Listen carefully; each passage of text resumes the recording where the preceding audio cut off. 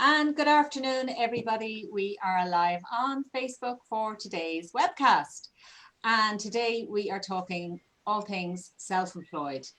And I have the founder here and creator of Self-Employed Ireland, a new website and platform for those of us that are self-employed and who are looking for support out there and having a hub to go to.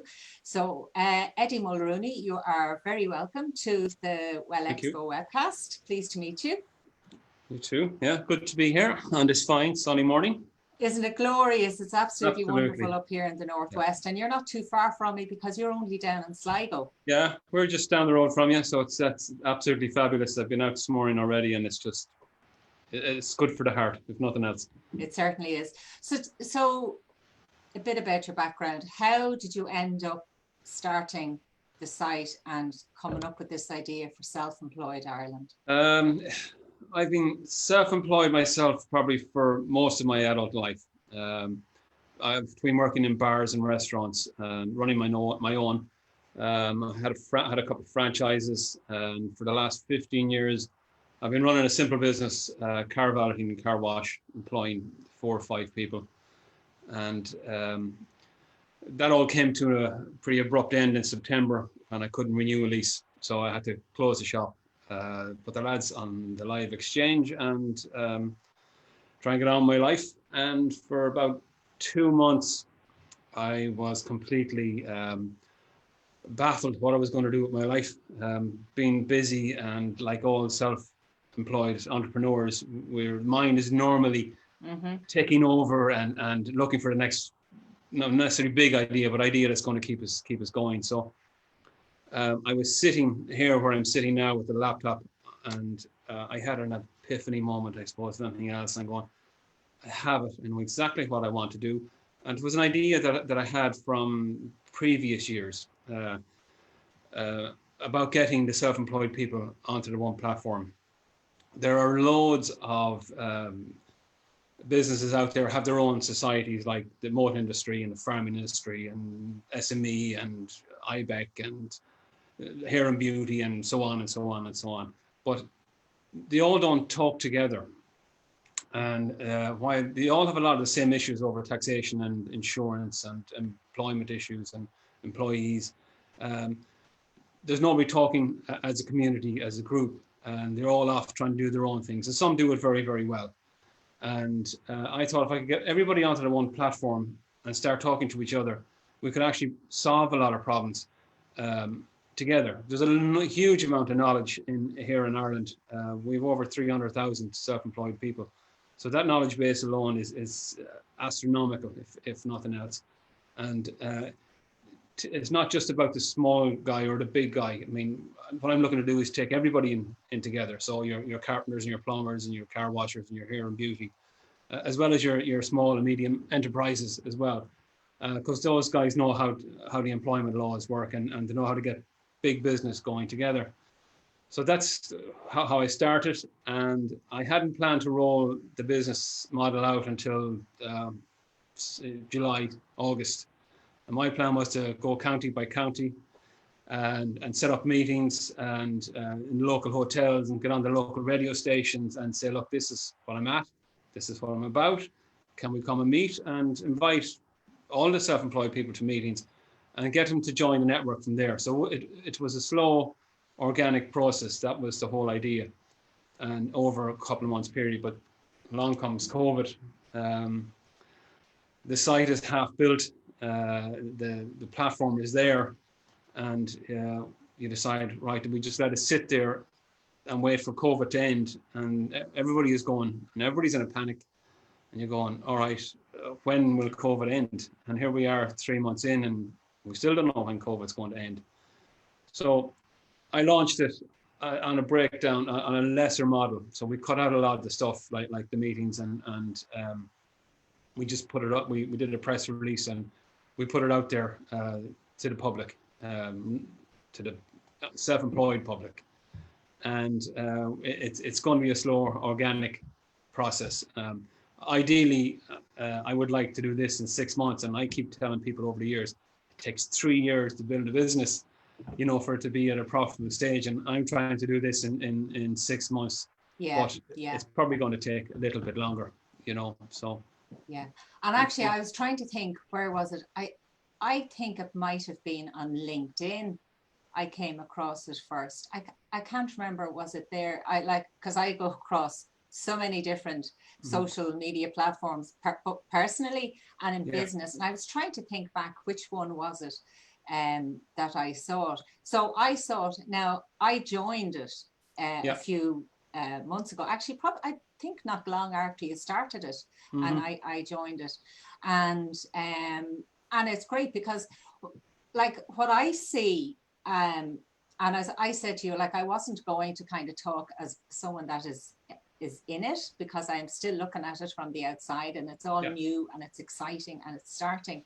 But for me, as I mentioned, LinkedIn, everybody gets the picture of LinkedIn as being, it's the big corporate sharing platform where the big execs and whatnot, are doing all the yeah, yeah, sharing. yeah, But actually, I would see, my own view is that the site for Self-Employed Ireland, because of how it's constructed and the elements you have included in it, it kind of fits nicely in that gap between the big platform like, LinkedIn, and brings in all those smaller individuals who might have a fear of LinkedIn, say, yeah. well, I'm not big enough, I'm not powerful enough, I don't have enough employees.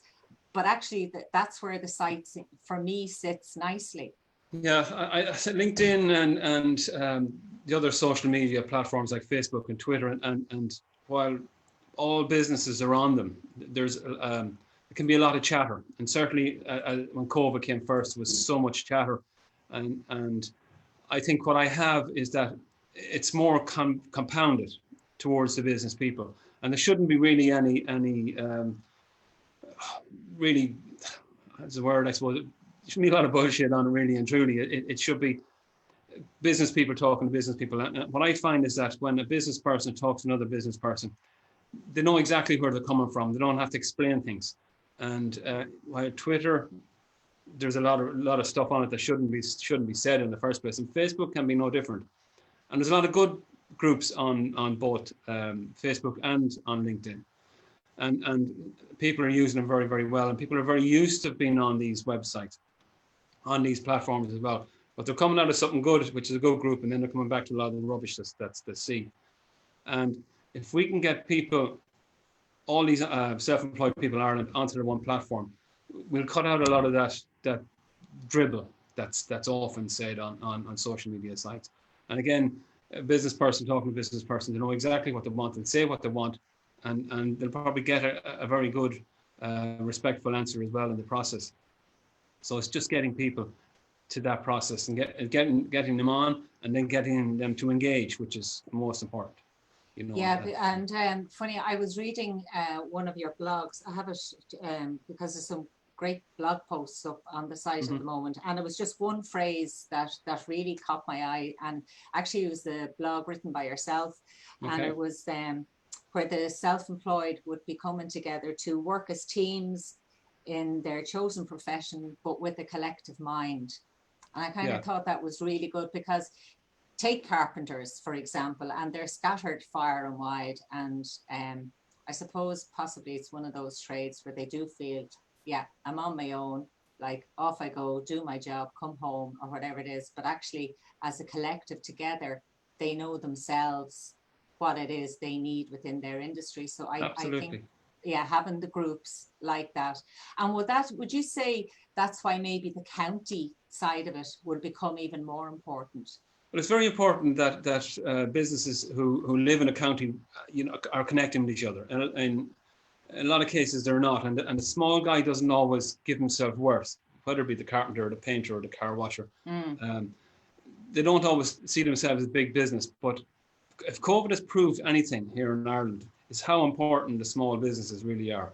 Yeah, We, absolutely. yeah, when the shutdown came, the big direct investment companies from America and pharmaceuticals, they all stayed open. But all the small shops and the carpenters and plumbers and carpenters, they all shut down. And all of a sudden, there was an extra 250,000 or 300,000 people on the live exchange. And it just goes to prove what is the backbone of this country. It's not the big business, really and truly. Even though they are employing a huge amount of people, it's the small businesses that are on the ground every single day, the small shops, the hairdressers and nail bars, and again, the car shops and the mechanics and the fitters and all these small guys who actually, they're the ones who run this country, really. And we are the ones who employ the most people and give most back to revenue, you know, to run the state. And if we can get people to see how important we really are. I've spoken to people who are going, I was talking to the council, but I felt that somebody in the council or somebody higher up didn't really pay me value. So that doesn't build your self-esteem. So it leaves them sitting on the ground. And as well, if we have a collective, in a lot of cases, a new business is starting up. A lot of them will fail for simple reasons. There is no collective support for them. They've been through the government supports like Leo and Enterprise and some of the other ones that are in skills nets and stuff like that. But when they're all done, there's not always somebody there to pick them up out of the cracks. So as a collective, they can come and look for help. I'm struggling with payments, or I'm struggling with staff, and staff are pulling me down, or there's theft going on, and they can come and look for advice from the collective, from the platform. And the chances are we could probably pull a lot of people up through the cracks and back into profitability, because in a lot of, that's why most businesses will fail, is because they're not making a profit and the supports aren't there. But having a community of 100,000 or 200,000 or 300,000 or even 50,000 people, that support network is there once people engage. But it's all about engaging. So that's very, very important. Yeah, and it is, I suppose, within each sector, like if, say in the wellness sector, which is obviously a space that I'm in, you know, and it is obviously, like a lot of them, it's a very competitive space. But if somebody is having a problem, that they can say, listen, yeah, I've done my training, you know, and I've done my courses and whatnot, but the issue I'm having is kind of outside that realm. And that's where, you know, so it's outside of that they need that kind of personal support then from somebody who is in that industry themselves and possibly has already gone through it. Yeah. And there's always the possibility too, where if somebody's in a county and their competition is next door, so they're not going to go next door and ask their competitor, look, I have this issue, can you help me out? If they're not friends with them, because you know how as business people, we want to take as much of the business as we can. But if we put it to a community that's all over Ireland, somebody in Cork might help somebody in Sligo and vice versa, because they're happy to do that. And somebody and the next door neighbour might have an answer for somebody in Cork that is in the same business. So that's what the community is about. It's about everybody across Ireland helping everybody, you know. And as we come out of this COVID, I think we're going to need that support. The government are doing what they can, but we have no idea where we're going with it. And I think that we need each other as business people. Yeah, I think actually, and there's one thing over the past couple of months we've noticed, excuse me, is actually how small our community has become. You know, when it comes in that sense. I mean, okay, you look at the span of Ireland and you say, yeah, it is a huge community. There's a lot of people in it. But because of what we've gone through, we've realized how close, actually is probably the word, how close the community has had to become, you know, and becoming more aware then of who needs what along the way and more open to helping each other as well, I think. Yeah, I think there's also a fear maybe that when we do get back to our norm, will people set back to where they were? So will we lose this community spirit that we have at the moment? And it's quite possible that people will go, oh, look, I'm done with the whole COVID thing, and I'm done with all this newfangled Zooming and Microsoft Teams and whatever else that their WhatsApps and so on and so forth. And they might revert back to a lot of it. I personally don't see it. I think it's certainly proven its worth, and as we are here speaking, that these technologies that have been there for a while that we haven't been using are going to play a part.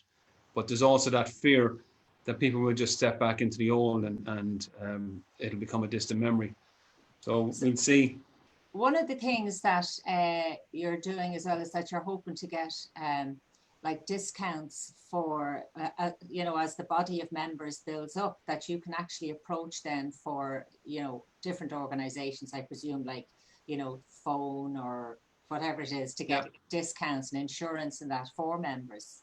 Yeah, there's, I mean, there's already packages out there. There's companies out there, the likes of Switcher and ones like that. So there's no reason that Self-Employed Ireland can't have our own.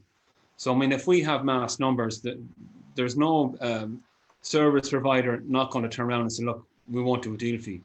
So it's all about, again, if we can get those numbers up, we can do a lot for in your phones and your electricity and your insurance if it comes down that way, and maybe car hire and diesel. And I mean, it's endless. Even tourist trade, holidays, and the possibilities alone are yeah, there is massive. it could yeah, there's a huge picture that can be built around it just from starting where you are now. Sorry, just give me 1 second. You're okay. Very dry. But something else that struck me was that if you know, somebody say they could actually join forces and actually work together. Absolutely. So it's not so much even recruitment as in employ the other person, but there could be, as they say, a chippy or a bricky out there, and they're on the side and they're saying, is there anybody around? Are you in my area? Are you free? Are you available? Or whatever. And, you know, and making the connections like that as well. So, yeah. And so that has the knock-on effect then of actually keeping the employment moving then between it's self-employed. It's multifaceted platform where the whole networking will come into play. And if businesses are talking to businesses, instead of having to go outside of Ireland, they could do a lot of businesses online with fellow people here in Ireland. That's why the small, medium-sized enterprises that are selling nationwide are connected as well. So the small guy, we can look for something. Maybe there's a bunch of painters who need a particular tool that can only be got in China. Maybe there's a tool guy in Ireland who can actually make it. So again, it's and that's only just one small industry, but we have to get these people on board, and that's key. And it's going to be organic, and it's going to take a little bit of time, but we at the moment we have the time, you know. So slowly, catchy monkey, as to say, in a sense. Yeah, well, look at, you know yourself, you've been there before. It all starts slowly, and even as you said earlier on, you know, it takes a couple of years for it to start really, you know, coming to fruition for you. So what drives you behind it? I was given a talk the other day, I was asked to speak at something on resilience and you know, being an entrepreneur and all that. So having come from that, actually, I'll ask you, what is it that drives you now? Success, more so than anything else. Money has never motivated me. I've always seemed to have enough, if only just to get by. And the recession, you know, 10 years ago, certainly taught us, taught us how to, or taught me especially, how to live more frivolously. And all of a sudden, when that recession came, we decided, well, actually, we don't need the big holidays, we don't need the big cars, and all we need to do is buy our food and pay our few bills. And so I'm not motivated by money. And Self-Employed Ireland, the whole premises behind it was that if we were charging for yearly subscription, we'd say €100, and we get 100,000 people members, right? So all of a sudden we have 10 million to spend. The whole idea is that we put 75% of that back into the community. So if and that's what drives me, is helping people. That's who I am. That's who I've always been. I it's not about taking, it's about giving back. And if you have community of money, you can actually give it back to people who need it. I mean, there's loads of trainers out there, but we can employ the trainers within the group to train the communities, the county communities. And if when we do get to full fruition and we have our forum set up in each county, and the forum panel comes back and says, look, Eddie, our members are looking for training in wellness. Can you provide it? And we'll say, yeah, give us the time. We'll go and find somebody who'll come and do an expo on wellness, and they'll meet 300 or 400 people, and that's so everybody can make money out of it, but everybody can benefit out of it. I think without me going on too much, I've been to several meetings, and you get called by some of the local enterprises that some skills nets are there. So you go and do it, and they give a great speech, and they tell you how much you need this program. And then at the end, they said, this is funded by the government through the skills net program, and it's 25% off. But here's the kicker, it's still €1,000 per person. And a lot of small businesses, the small guy, the really small guy can't afford this, who might have one employee, or might only have two, or might have none. And where does he fit in? And he can't afford to take a day off work, because all of a sudden he'll lose 250 quid or 300 quid. So that on top of the program itself is just pushes it up. So what we want to do is not take away from the providers of these programs, but give it to a bigger audience, and for the audience not have to pay. And I suppose be delivered in a different way to actually, that's part of it as well. That's what I'm taking from you. And again, the whole online virtual meeting can be incorporated, because now we see how well it works. So we can have our physical, when the lockdown is gone and we're at that stage, we can have the people who can actually turn up and be there, who want to be face to face with the person on the stage. And then it'll be recorded, and it's there for everybody to see, every other member to see who's not there, who can't make it, or who just doesn't want to be in a crowd because absolutely. That's what drives me. It's about giving back. Like your passion comes across in how you speak about it, and how you see it moving forward, and how you see it progressing, which is great. Because I suppose along here in the Northwest, and obviously by my accent, and I'm not from here originally, but there is a huge energy, I think, here in the Northwest, when people, when they go to start something, that because something is so needed in a region or in an area or whatever, I think that passion kind of, it comes behind it that way as well. But Esther, any comments or questions there in the background? I don't know if Esther can hear me. No, not yet. There's nothing in yet. We've just had a few people saying hi, but no questions. But I will put in your details, Eddie, so that they can get in touch with you. Absolutely. Your contact details. So your website. So what's the best way for businesses, for the self-employed to get in touch with you, Eddie? Through the web portal, if at all possible. So selfemployedireland.ie, or you'll get me on info@selfemployedireland.ie, or if anybody wants to ring, phone number is 083 401 3699. It's a number I've had for the last 15 years, and there's thousands of people that have it, so I'm not afraid to put it out there. I was just going to say, gosh, you're a brave man. I don't mind. When it comes to just putting it out, but my phone has never been as quiet since I closed the last business. I mean, so I don't mind. It's grand, and it's up. It's on LinkedIn. If you Google my name, my number will come up. So it doesn't really matter. So it's selfemployedireland.ie or info@selfemployedireland.ie. Absolutely. Eddie, thank you so much for coming on today and filling us in on that. And hopefully now, any self-employed people out there will hop over to the site and have a look and see what it is that is going to be coming on stream, and the community that is being built there, because it's a great hub for the self-employed to join and get onto, and fingers crossed, maybe in 3 years I'll be talking to you from the Cayman Islands, maybe, or something like that. I love the Northwest. I have no intention of going anywhere. Maybe a small a villa in Tuscany. Very small, one room that I buy for €10,000. I can do up over time, but that's all. I'm after. Thanks so much, Eddie, for thank coming you very on much today. for the opportunity. Really appreciate it. Thank you. Cheers.